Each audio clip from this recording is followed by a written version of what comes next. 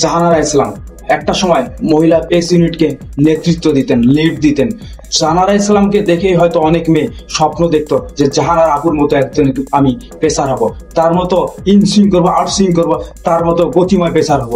অথচ এই জাহানারা ইসলামরাই যখন বাংলাদেশকে নেতৃত্ব দিতেছিলেন তখন মঞ্জুরুল ইসলাম নামের কিছু অমানুষ জাহানারা ইসলামের সাথে মানসিক টর্চার শুরু করলো। জাহানারা ইসলামকে ক্রিকেট থেকে কিভাবে দূরে সরিয়ে রাখা যায় সেই কার্যক্রমগুলো পরিচালনা করলো।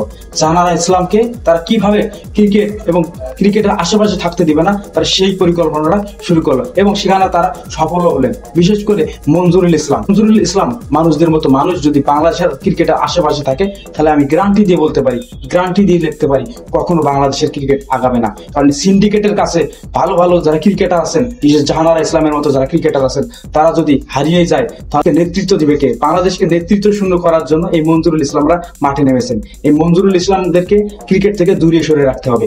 মঞ্জুরুল ইসলামরা কখনো বাংলাদেশ ক্রিকেটের ভালো চায় না।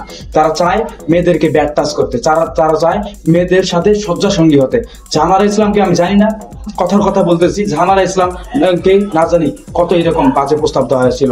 আমার তো মনে হয় তাকে এরকম বাজে প্রস্তাব দেওয়ার কারণেই জাহানারা ইসলাম যখন সেটা অ্যাভয়েড করে গেছেন, এড়িয়ে চলেছেন, তার সাথে তখন তিনি দুর্ব্যবহার করা শুরু করেছেন।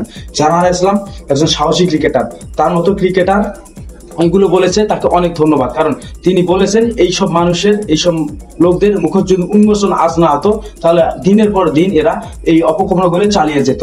তারা আজকে জাহানারা আলমের সাথে যা করেছে, দুদিন পর হয়তো মারুফা অন্য অন্য ক্রিকেটার যারা আছে তাদের সাথে সেটা শুরু করবো।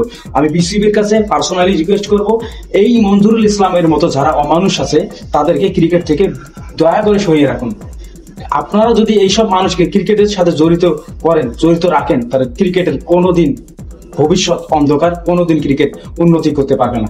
এই জাহানারা ইসলাম আপনাকে আবারও ছিল, আপনি এইসব মানুষের মুখোশ উন্মোচন করে দিয়েছেন। আপনি মেয়েদেরকে রক্ষা করেছেন, বাংলাদেশের মহিলা ক্রিকেটারদের রক্ষা করেছেন। না জানি আর কত মেয়েদের সাথে এই জাহানারা ইসলাম এর মতো অমানুষ, এই মঞ্জুরুল অমানুষটা অমানুষের মতো আচরণ করেছে।